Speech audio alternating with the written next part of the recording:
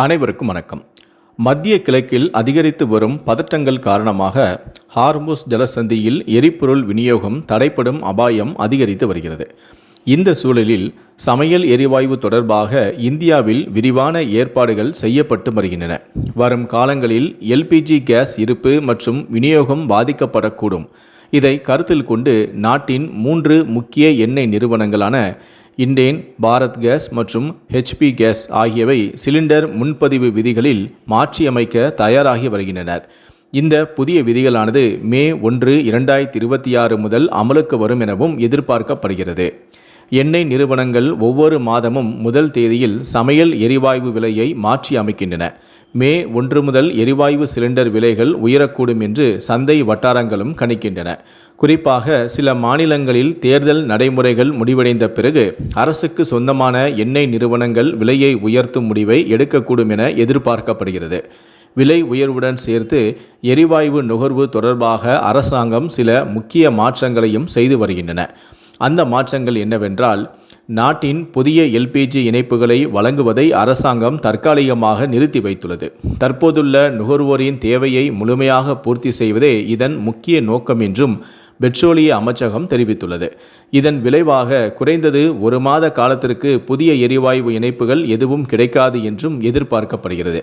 எரிவாயு முன்பதிவிற்கு இடையிலான கால இடைவெளி குறித்தும் விதிமுறைகளை அரசாங்கம் கடுமையாக்கி வருகிறது.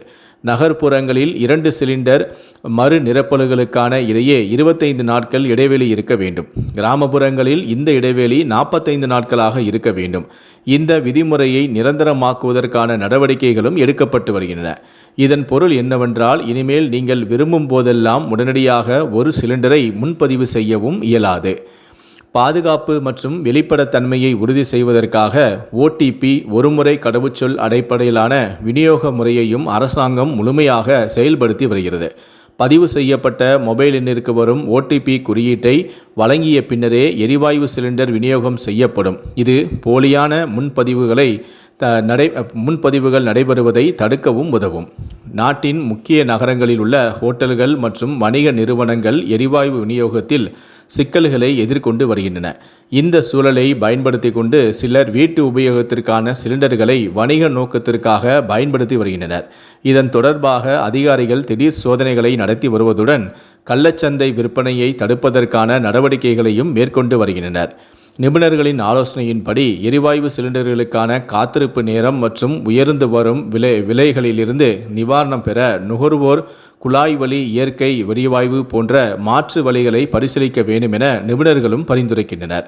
25 நாட்கள் வரையிலான காத்திருப்பு காலம் பெரிய குடும்பங்களுக்கு சிரமத்தை ஏற்படுத்தக்கூடும் என்பதால் தற்போதைய சூழலில் எரிவாயு பயன்பாட்டில் சிக்கனத்தை கடைபிடிப்பது மிகவும் அவசியமாகும்.